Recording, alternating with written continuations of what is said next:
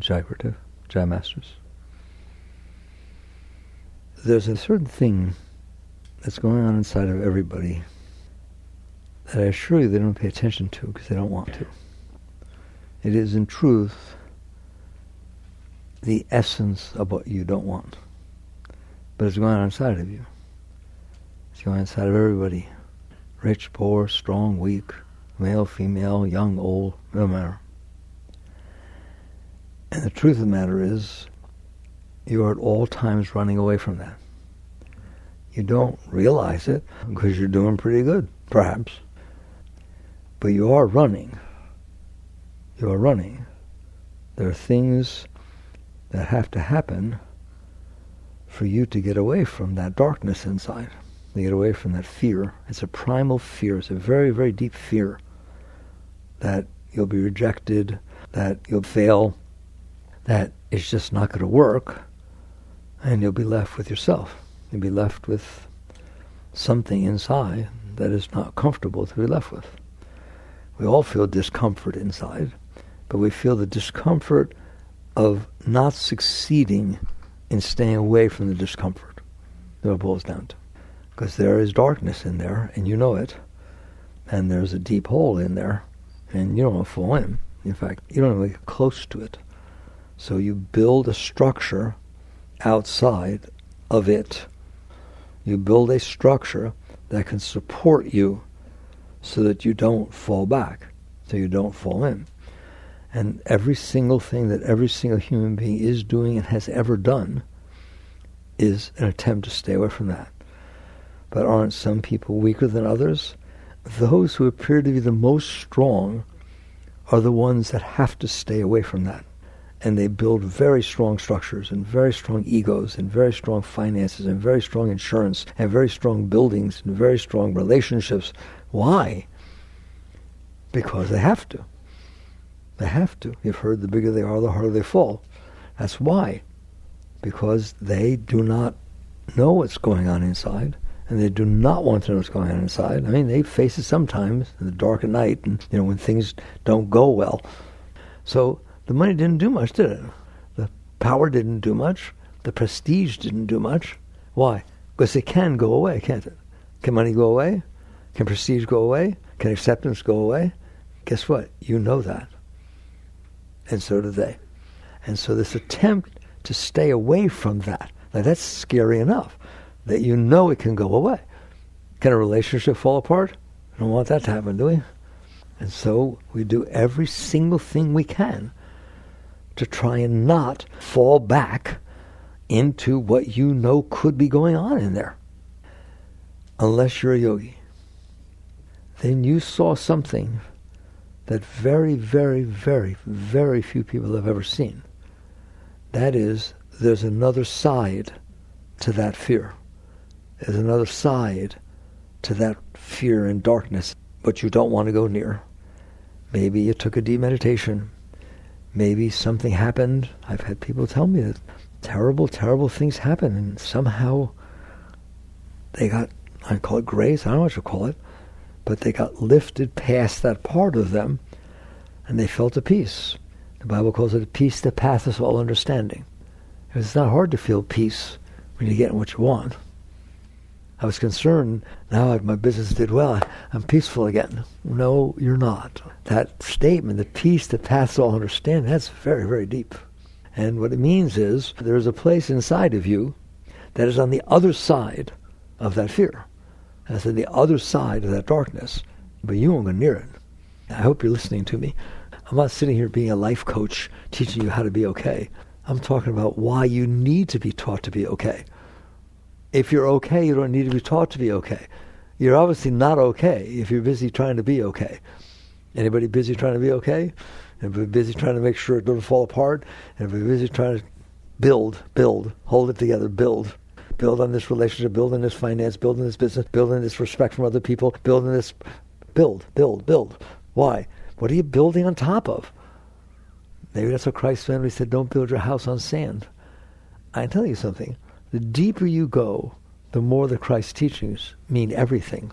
You understand what he was talking about. I mean, that statement, don't build your house on sand, That's what we have done, I tell you right now, okay? Because that structure, you're not talking about your outside house. Hey, I was a builder. Sure, don't build on clay. No, he's talking about your inside house. You build in there, don't you? Your self-concept, your views, your opinions, your preferences, your hopes, your dreams, your concepts, every single thing you're building in there to try to be okay. Why are you doing that? Because it's scary in there, and you don't want to go there. Then you have built your house on sand. Does that make sense to you? It's very, very, very special to talk this deep. Who's willing to talk this deep? Nobody. Why? Because I'm not okay. And I want things outside to support what I built inside. Don't you? What happens if you don't? I asked this question once, and I was very surprised how many of you were very honest. Has it ever fallen apart? Have any of you ever had a relationship breakup, finance breakup, somebody died, something happened, and it fell apart? And it wouldn't support you anymore. And you're just floating, lost. What does that tell you? It can fall apart. It's telling you built your house on sand. The foundation was not strong enough to handle whatever event took place. That's because you built on top of that. There's a chapter in the Untitled Soul called Letting Go of False Solidity. Whoa. That's what we just talked about, isn't it? Letting go of false solidity. It's not solid in there, and you know it's not solid in there. You can go to sleep and have a dream and wake up freaked out. You can read a book and read it and be freaked out. You can see someone you care about, like your significant other, read a book and be afraid what they're going to get from the book. You can have somebody be on a phone call for 5 minutes longer late at night than you feel real comfortable with and wonder what's going on and not be comfortable. So it doesn't have to fall apart, but you do have to keep it going, don't you? You have to build that structure and watch it and maintain it and so on. Somebody once gave a talk and once said, the ego is a wall that you're using to protect yourself. The events of life can knock a hole in that wall, can't they? And you patch it up as fast as you can. You use rationalization. Say you're sorry. Did you really mean that? No, you don't want to tell me you meant that. I'm leaving. Okay, I'm sorry. Okay. It's not okay. What were you avoiding that was going on inside that you could not handle? And so that's what we're talking about tonight. There's something in there. Like I said, spirituality is not about getting what you want. It's about asking, I'm sitting in a plant in the middle of nowhere for a few years. Why do I need all these things? Why am I struggling? Why am I trying to get all this stuff? Why does it need to be a certain way for me to be okay? That is spirituality. Not how to get it the way I need it to be okay. That is not spirituality. Nothing wrong with it. Like I use the word worldliness. I don't use it with any disdain or negativity. That's ridiculous. It means you think the answer is in the world. I'm not okay, and I think I need to get things a certain way out there to support my structure. That's worldliness. It's fine. It's not wrong. It's not anything. Don't you dare think I'm saying not to do it or anything. I just thought we might want to talk about it. That's all. It's just a gentle little discussion, all right? And basically, you're going out into the world, and there's no exception. You're going into the world. Relationships, finance, success, respect, etc., etc., etc. Control. Anybody have control issues?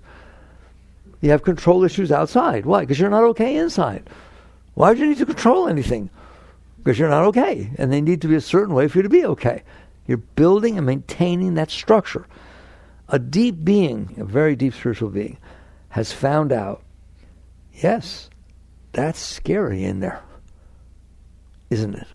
And we do everything to stay away from it. Like I have people tell me, I'm not scared. I'm not scared. I have a wonderful spouse. I have a beautiful house. I got a good business, nice car. Okay. I just ask you a simple question, since you're okay. Get in your nice car from your nice business and drive to your nice house, and it's not there. I don't mean it blew up or burned down. It's not there. It was never there.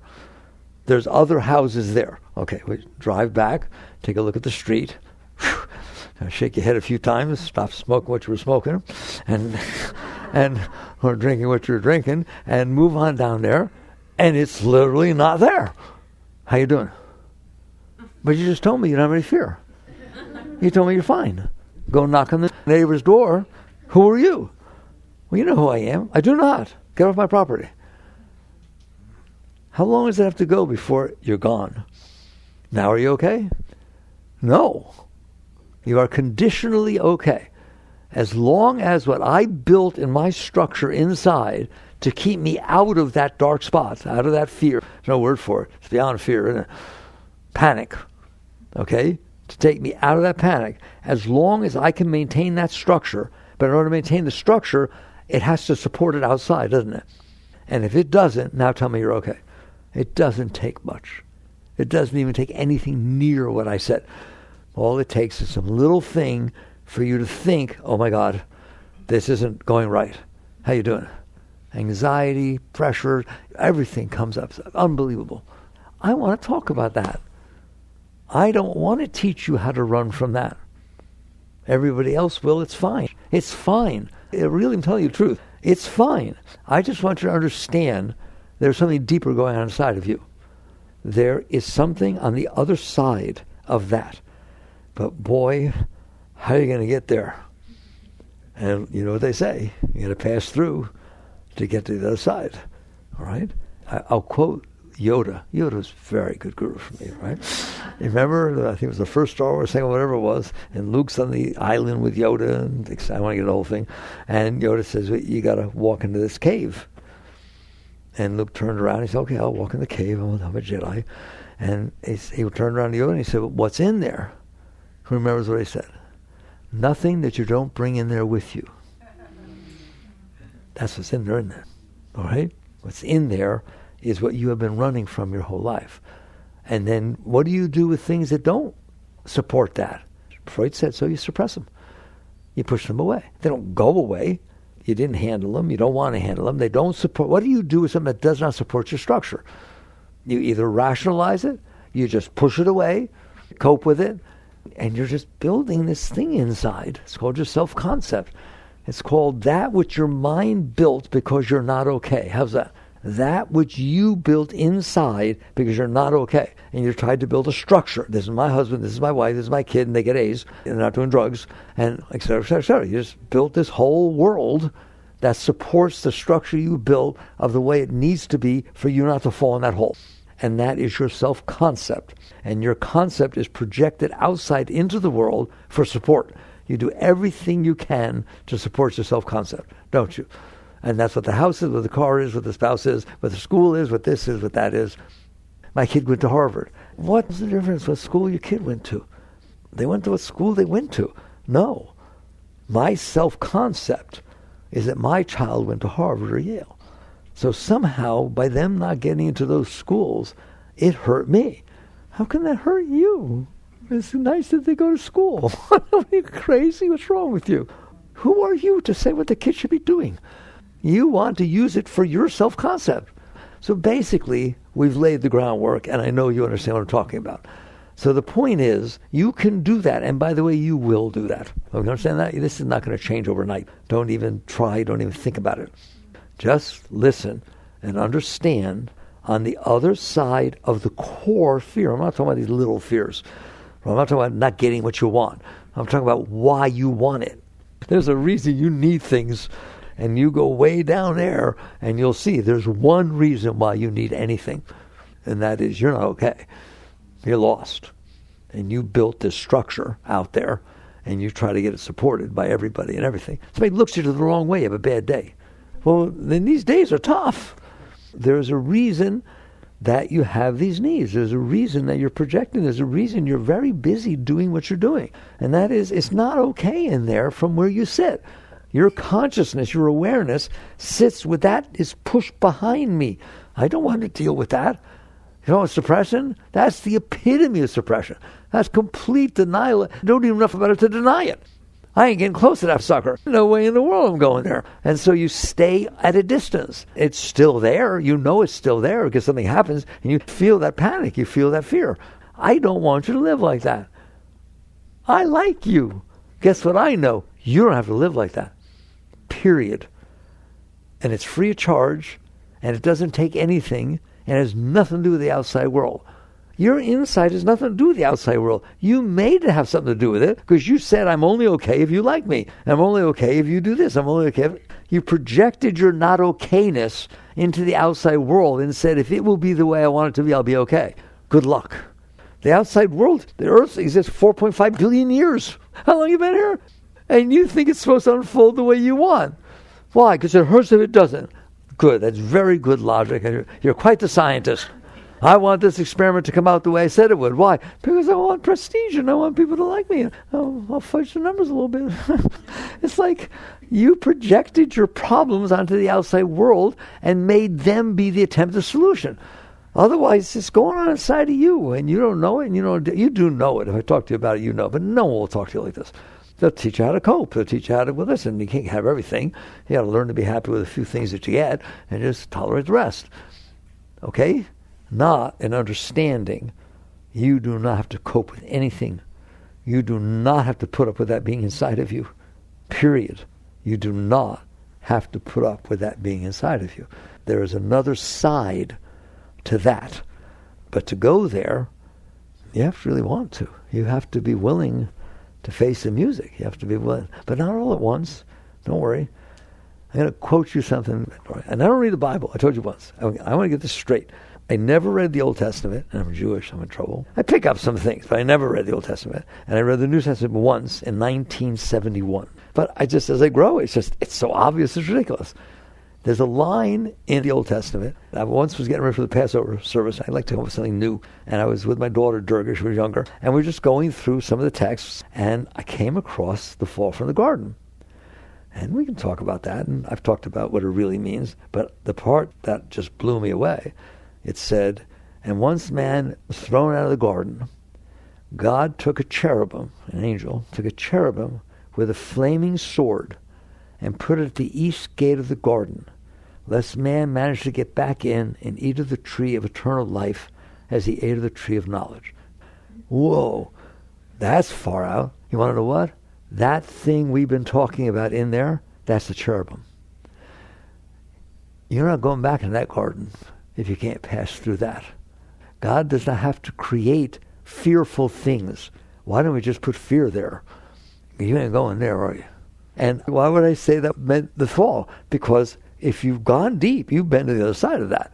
And anyone that's been to the other side of that, anyone, all the great ones, there were those who got to the other side and didn't come back, just became fully enlightened. That's what it means, by the way, to wake up. You're going to call it self-realization.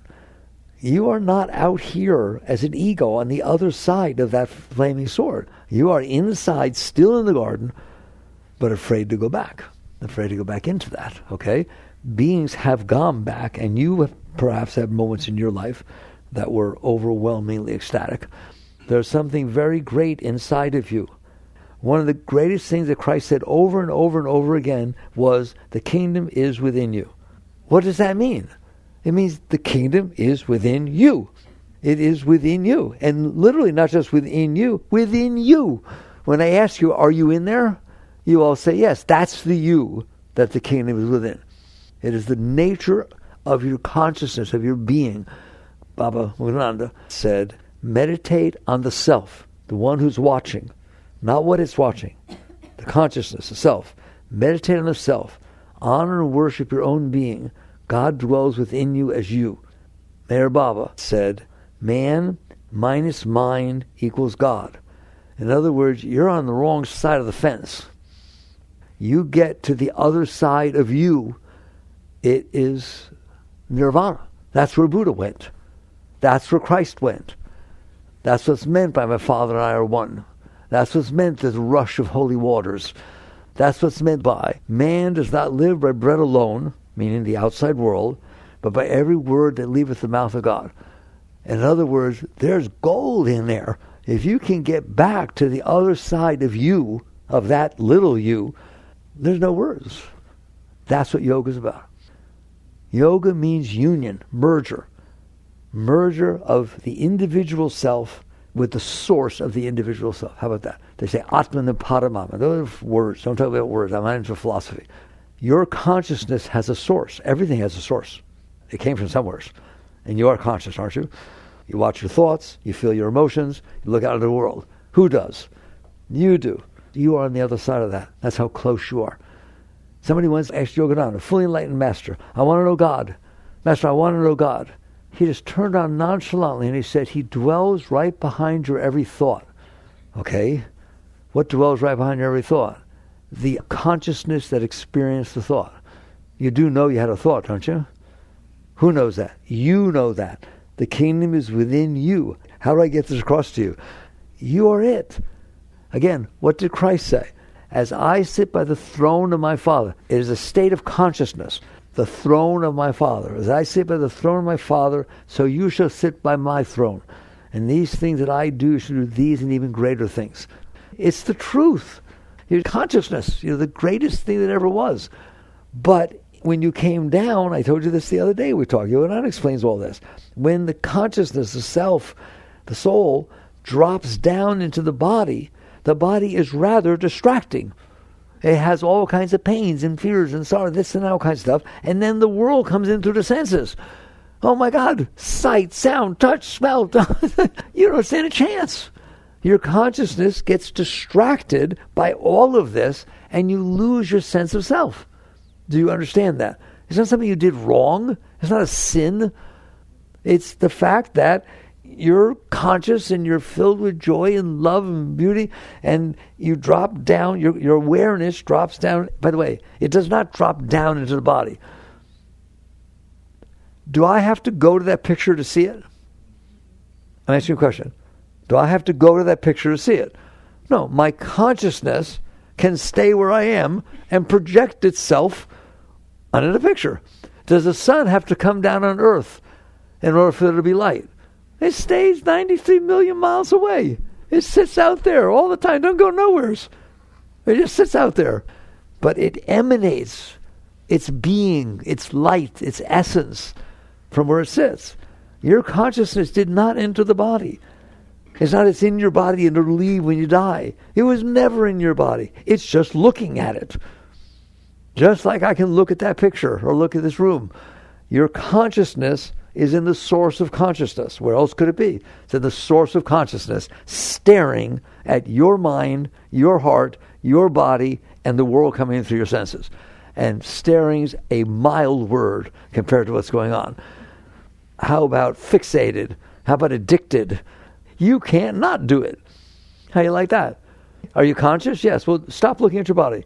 Stop looking at your thoughts. Stop getting all involved with your stupid emotions. They're just things, aren't they? They're things that come up out of your heart. Thoughts are things that come up out of your mind. Then there's things that come in through your senses. So what? You're a tiny little planet. I told you that. I can't help but telling you that. 1.3 million Earths fit inside the sun. 1.3 million Earths fit inside the sun. And you're on one of the little dinky things spinning around in one spot. And you care what the heck's going on? There's only one reason you care. Because you got lost when you dropped down here. And you completely forgot who you are and where you came from. Not even close. It drew all of your attention, all of your awareness down to your senses, to the world, and so on. And you're trying to be okay. And that's why it's scary in there. It's because you're lost. And you're trying to find yourself. You're just looking in the wrong direction. You're looking down, and all this lost is going on, and you're out there grabbing to try and define yourself. That's what your self-concept is. And you will never succeed. No one has ever succeeded. Because it can't. It's a false self you built. And the fact that you can get what a strong, successful person does is get support for the false self they built. All right. So the self, the consciousness, gets distracted. I don't want to say fell down. It gets distracted from where it's sitting. You don't have to go anywhere. Your consciousness gets drawn down there, and then it becomes fixated on it. And you get fixated on the tiniest little things. I want to have this kind of relationship. By the time I'm 26 years old, before that I want to travel. And then when I'm 26, I have a child because, start getting older and it's past the biological clock. You're 10 years old thinking these things. What is the matter with you? What you're doing is saying I'm not okay. I'm a 10-year-old's mind, and I'm projecting my future. I'm going to lay it all out. What has to happen for me to be okay? And if that happens, I have the right husband, right this, and everything better happen right. They better not be able to get pregnant, and it better not, he don't want to or she don't want to. There's so many things that can change that I forgot to think about. And that's true of every single one of you, every single second. All right. So you eventually get to the point where you say, I can't be really okay that way. I can be relatively okay, what we call conditionally okay. If everyone behaves, everything goes the way it's supposed to be, the way I figured it, I can be conditionally okay, but I have to struggle, don't I? You wonder why there's anxiety? That's why there's anxiety. Because I need things to be a certain way for me to feel okay, for me to feel, and that's funny, it's okay. Listen to what I said. You're not okay. Why? Because you lost yourself. You lost your sense of self. You happen to be being of great love and great light and merged with God. You're the highest thing to walk the face of the earth. You're infinite. You're eternal. You're just consciousness. You're the greatest thing that ever was. But you're staring at something that, oh my God, it's got nothing but trouble. What does Shakespeare say? Hamlet. The heartache and 1,000 natural shocks that flesh is heir to. You know something about that, don't you? Right? And so you've been distracted by it, and you don't even know that you're distracted by it. It's so intense. The deep inner fear, the lostness, that all you want to do is be okay. And so you're out there grabbing and fighting and pulling and inside figuring things out and trying to have your mind figure what needs to happen and how do I get it. And you're very, very, very busy all the time. I'm telling you, there's no way out that way. There's no way out that way because you're not okay.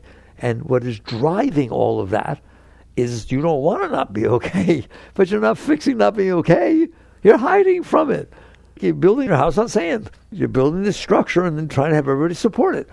Would you like to not have to do that for the rest of your life? Would you like to be so filled with love that you can't even see straight? You want to feel love? Wave your hand across your heart. It'll come flying out of your heart anytime you want, all the time, no matter what's going on. If somebody's yelling at you, wave your hand across your heart, all the love comes in. It's unconditional. It is your natural state of being. You don't need anyone to feel love. You are love.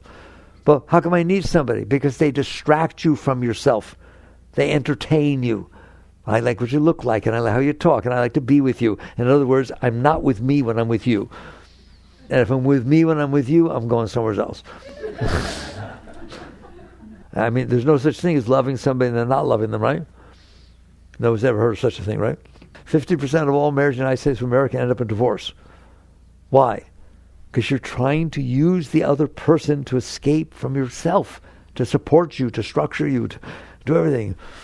That classic thing, we're at the party and you said something and it was wrong, all right? But your friends are saying, oh, that's wrong. And your husband or wife is standing there. They better support you or there'll be hell when you get home, isn't it? You left me hanging there. I know I wasn't right, but so what? You could have supported me. That's what you call a relationship. I'm not okay. I built a structure to make me be okay, and you better support that. And I'll do that for you too. In other words, we'll just stay lost. Spirituality says, I don't have to be like that. I am whole and complete within myself, but I've gotten lost. I can get found. That's what's nice about lost. If you know you're lost, you got somewhere. If you don't know you're lost, you're just running like the hamster on the little wheel. You ain't going nowhere. But if I like that hamster, stop for a second. Oh, I've been doing this forever, man. So is everybody else in the pet store. Look at him run. There's got to be another way, man. And he or she jumps off the wheel. Where do you go? I don't know, but I know that ain't taking me nowhere. That's called wisdom, by the way. Wisdom is not that you know where you're going. It has nothing to do with beliefs. It has to do with, you know what I know? This doesn't work.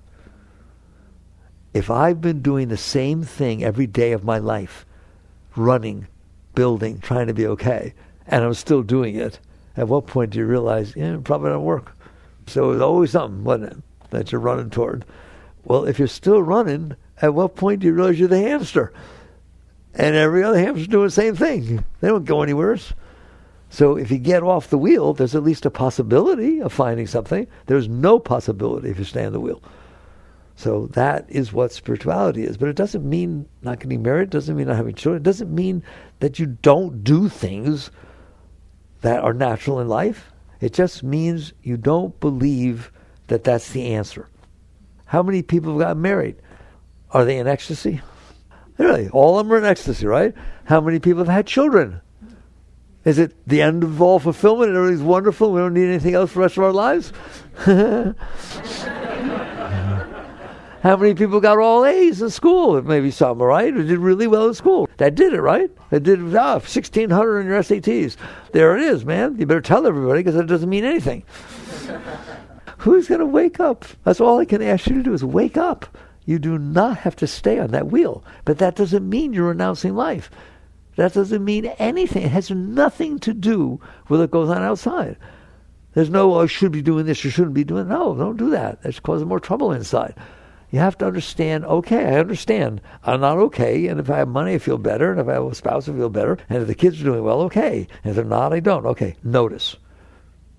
That's witness consciousness. It is not about not doing or doing. It's about, are you ready to get off that wheel? Simon says, take a giant step back and notice.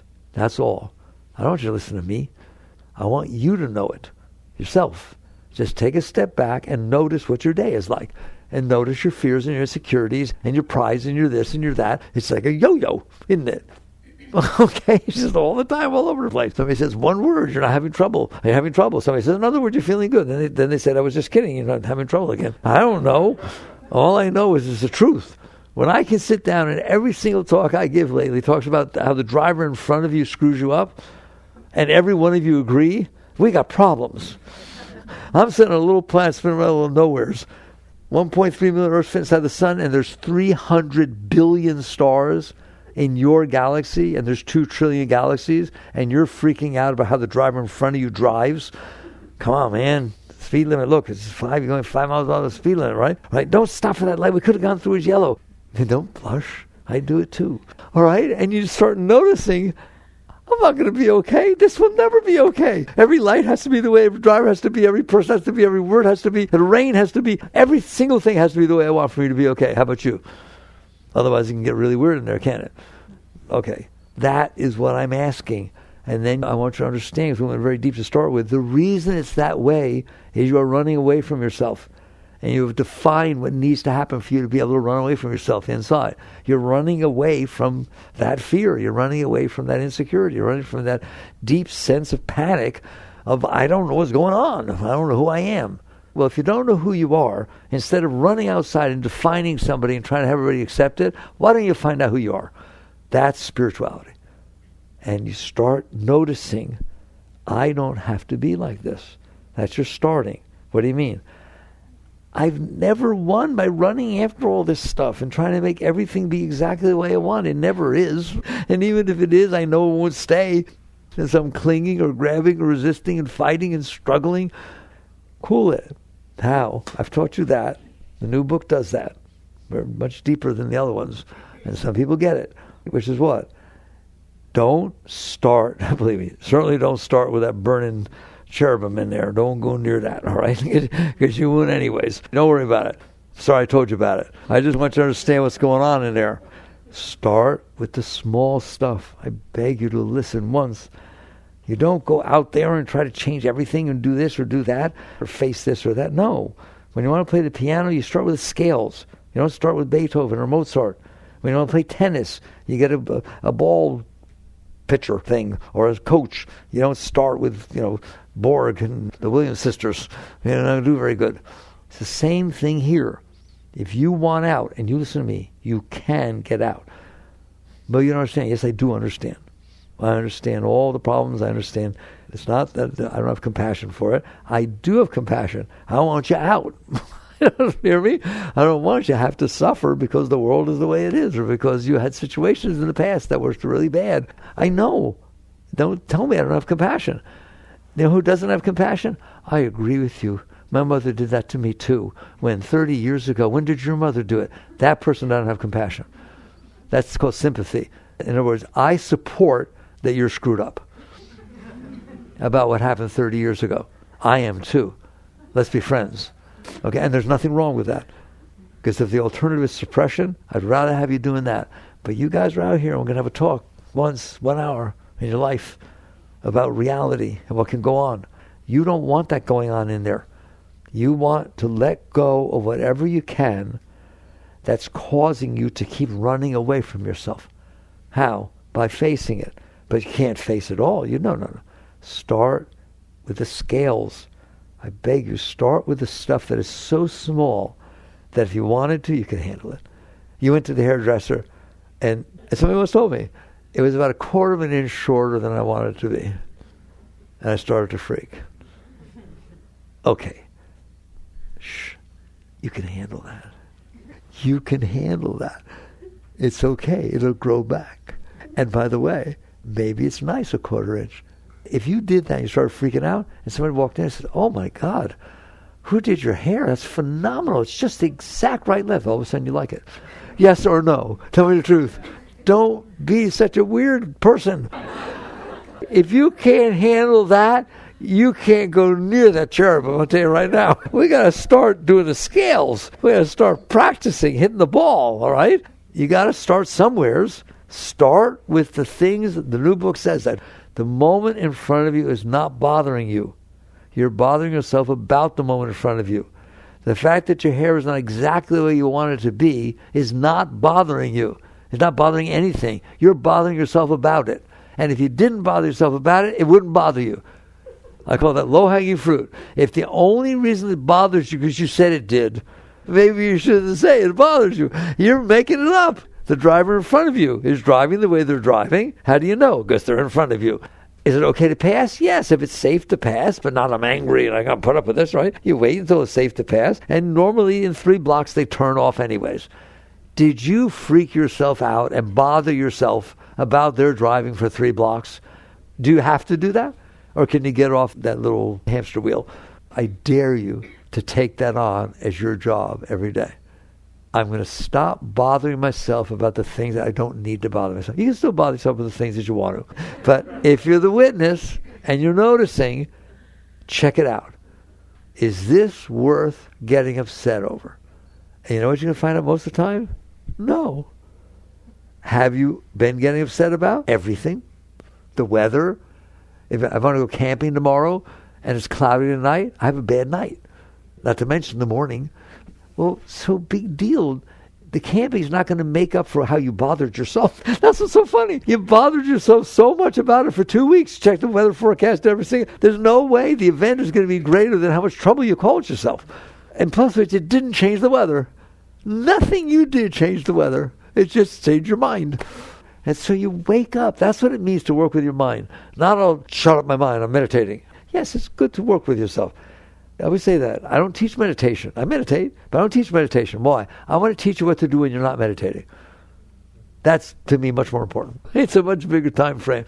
You don't need to bother yourself. Stop bothering yourself about these little things that don't mean anything. Wait till you see what happens to your life. You know what happened? You won't be as bothered. You stop bothering yourself about the weather, about the driver in front of you, about what somebody said 30 years ago. Are there things that happened 30 years ago that still bother you if you think about them? And even if you don't think about them, they bother you anyways. Well, that's irrational. It's not happening anymore. It should not be bothering you. You start being a little disciplined in there about things that you can do to help yourself. And it's not that hard. And if you will do it with the simple things, you're going to find out tomorrow you can do it with something bigger. And then bigger. Why? Because you're learning to play the piano. You can learn, can't you? You learn all kinds of things. Why don't you learn not to bother yourself? That would be a very great thing. And what will happen is you're going to find out that now something a little bit bigger happens. You call out to Sally, Sally, hey, how you doing? And she keeps walking. Oh, now that's big. I told you, there's 8.5 billion people on the earth. They didn't say hello either. Why do you get all the time with one person? None of them said hello. Just like you catch yourself getting insecure. And why she reject? Why'd she do that? You'll find out. If there's a problem, believe me, you'll find out. You don't need to make it up in your mind and try to figure out everything, right, until you're neurotic. You can't handle anything. So next thing you know, that happens, and you start to see yourself do that. But wait, how do you handle it when it doesn't feel right? You relax. You relax. What do you mean? To get uptight, you have to get uptight. If you relax, you can't get uptight. You don't tell the part of you that's getting uptight to relax. You relax. You who notices he can't handle the light change. He can't handle that it's starting to rain. He can't handle that somebody didn't say hello. He can't handle the thought that maybe somebody won't say hello when he says hello. And you start realizing this is a no-win situation. Relax. So you say, what do I do? What do I do? Relax. Always the answer. Every single time. Relax. You in there, relax. Then there's this mantra you can use if you want to. If you're having trouble relaxing. I can handle this. I can handle this. I can handle this. Imagine if every single time something started to get weird inside, you said, I can handle this. I can handle this. Because you can. Just don't not handle it. And you just relax through it and keep relaxing. And next thing, something bigger happens and bigger. And eventually you'll get to the point where you realize, I am okay. I can actually handle things. I learned how to handle things. And I would rather handle them than not handle them. Because what happens when I don't handle them, I make a royal mess of myself and everybody else. And if I can handle it, there's no mess. It's just a little bit of a prick and it's not comfortable for a moment. Goodbye. And you don't have to do the big stuff. I don't want you to do the big stuff. I don't want you to think, but make it, no, I understand. You're welcome to have that stuff for now. But if you'll do this, I told you once, how do you deal with your lower self? With compassion and understanding, you realize, of course you're screwed up. I screwed you up. I suppressed everything that ever bothered me. I complained forever about the tiniest things in the whole world. Of course you're a mess. I made you a mess. I shoved all this energy down and made you a mess. You look at it and you say, we're not going to do that anymore. And if something comes up and it seems really scary and you can't handle it, just before you can't handle it, just say to it, it's okay, your days are numbered. I would like you to talk to her that way. Because there's not a single thing going on in there that you can't handle if you decide to. Not right now, but just if you work with it, you'll find out that you're getting more and more back there, and that it's nice back there. That's what you're going to find out. It's nice back there. You're getting deeper, deeper to the source of your being. And as you go back there, stuff bigger happens. It's just natural life. It's not getting cursed. It's not a test or a trial. It's just because you have stuff's going to hit it. How you like that? Why does it seem like life's always hitting my stuff? Because you have stuff. If I hold up a 4x8 sheet of plywood because I don't like wind, why does the wind keep blowing at me? It never did this before. And it did. It just went by. You understand that? You let it go by. You let it go by to the best of your ability. And if you fall down and get up, it doesn't matter. It doesn't matter. If you're playing your scales and you mess up, that's why you're playing the scales. There's no wrong. If you're doing your best, there's no wrong. There's just learning. There's just practicing. And you just keep letting go, no shame, no blame. And the next thing I'm telling you, at some point, and it doesn't matter how long it takes, you're going to find out, I really can handle things if I want to. And it's much nicer. It's much nicer not to get upset about everything. It's just hilarious. And so basically you work with that. And I'm telling you, you're going to start to feel that behind, it's nice. It's nice in there. Then you find behind it's not just nice, it's ecstatic. It's really beautiful. There's something very beautiful back there, and it's you. But you get distracted and pulled down into your garbage. And so you learn to work your way out. You work your way out. And eventually, at some point, you'll be able to handle bigger and bigger things. And I'm telling you, but don't get scared. At some point, you will face that cherubim. You don't have to decide to, and it's none of your business. But you will let go enough to where it gets, what you do is when it's too big, you go back down. You will reach a point where you breathe, you let go, you realize it gets hot, something happens or something doesn't happen, it doesn't matter, it just comes up, and you feel it's hot in there. And you decide, I don't care. I want to know what's on the other side of that. I don't care. That's a great being. I want to see you when you reach that state. All right? I don't care. But look what people do for love. Look what people do for money. Look what they do to win an Olympic medal. 4 years, they kill themselves. And they get nothing. You just not now. Don't get scared. You will just get to a point where you will realize, I can handle this. And when you go to the other side, you'll never come back. No one will see it. It doesn't matter. It's called piercing the heart chakra. You will make it through to the other side, and there's ecstasy there. There's joy there. There's love there. There's light there. There's God there. And it is not worth trading it all for anything. And no matter what happens out there, you're okay. I've met people like that. It's very special. Isn't that special when you meet someone like this hurricane that happens, if it was on Fort Myers or wherever it was, had their whole house blown away, everything. They were fine. They weren't crying and complaining. It was just, okay, we'll build it up again, whatever it takes. It's bad enough you have a problem outside, you don't have to have a problem inside. Wouldn't that be nice? I don't have to have a problem because there's a problem outside, do I? Not if you worked with yourself. You don't have to. And then if you get to the other side of that cherubim, It's a whole other life. It's called being transcendent. I am transcendent to these things. Ramdas once said, it's like I'm standing on the bridge and there's turmoil in the water below me. And every once in a while a spray comes up and I can feel it. And my mind says, I used to live down there. I used to be in that. You don't want to be in that, do you? Work your way out. Work your way out. Don't be afraid, because we talked about some deep stuff. It will not come until you're ready for it. If you're working on yourself, you're helping the purpose of life. If you're fighting life to not bother you, you're literally working against the purpose of life.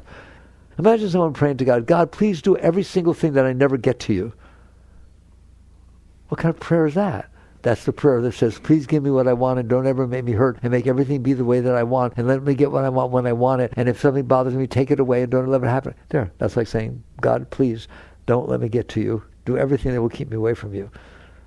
The great ones, they asked Ramakrishna, is there a prayer that's meaningful? He said, yes, there is. Give me the strength to let go of myself so every single moment of my life I can get closer to you. There, that's a nice prayer. Okay, thank you for listening. Jai Gurudev.